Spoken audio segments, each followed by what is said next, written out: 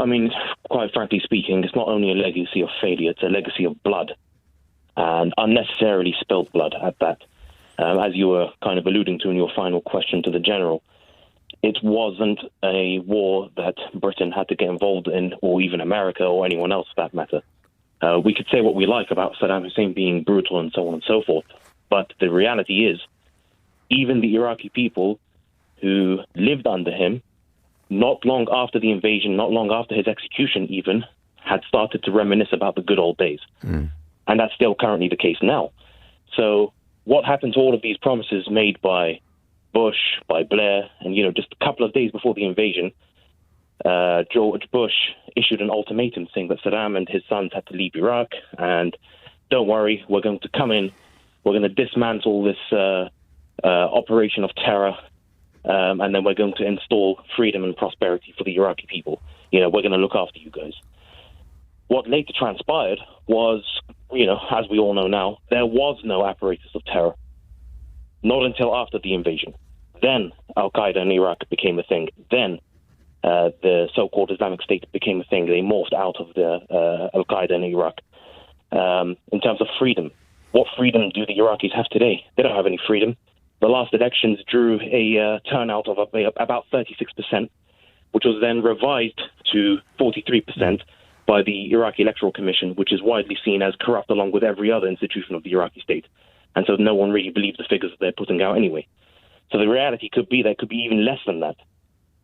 In terms of prosperity, it's one of the most fantastically corrupt countries on the face of the planet. It regularly features near the top of the table for Transparency International's Corruption Perceptions Index. And, every single promise that was made to the Iraqi people, just so long as, you stick by us, you don't really resist us too much, we're going to be there for you, we'll help you establish democracy. None of that happened. Can I ask you, Tallha, do you think it could have turned out differently if the post-invasion, organization put in place, if that planning had been less incompetent? Well, here's the thing. Was it truly total incompetence, or was there a level of malevolence around it? That's something that we need to ask ourselves. I mean, I know we've just heard from the general about how he spent time in the US, and he saw how in Washington and in Westminster even. But so, are you saying that they wanted to fail on purpose? Is that what you're actually saying? Is it failure though? That's the thing. To that, what kind of, where do we put the parameters of failure? Me and you may look at this and see it as failure, which it obviously is in terms of what it was supposed to, or ostensibly supposed to achieve in terms of democracy. That's an outright failure, no doubt. But I mean, I buy the incompetence argument completely, right? I was there at the time. It was hair-raising stuff, as I said earlier. I really, however naive they were, I don't think that anyone in the administration at the time wanted Iraq to end up as the failure as it was. I don't think they had that that was not part of their plan. And I think they were deeply surprised, at first shocked and then surprised by what actually happened. Let me put that to General Tim Cross. You heard what Tallha just had to say about that. What's your, someone who fought that war, what's your response to what he had to say? Yeah, I mean, I understand, and I have sympathy in inverted commas with his comments, but I am a chaos, not a conspiracy man by definition. I mean, I've been on enough of these deployments around the world. I served for 43 years, man and boy, all over the place, and life is, to me, is chaotic, not conspiracy. So, and I had no sense at all in Washington or in Kuwait or in Baghdad, and all the time I was there, that anybody wanted anything other than this to be a success, because they felt strongly about going on elsewhere. The other thing to say is that, at the end of the day, when do we stop, in inverted commas, blaming the Americans, the coalition, for the deep, which has been alluded to by the previous speaker, by the deep corruption within Iraq? It's been 20 years. How long do they go on blaming everybody else and begin to sort themselves out?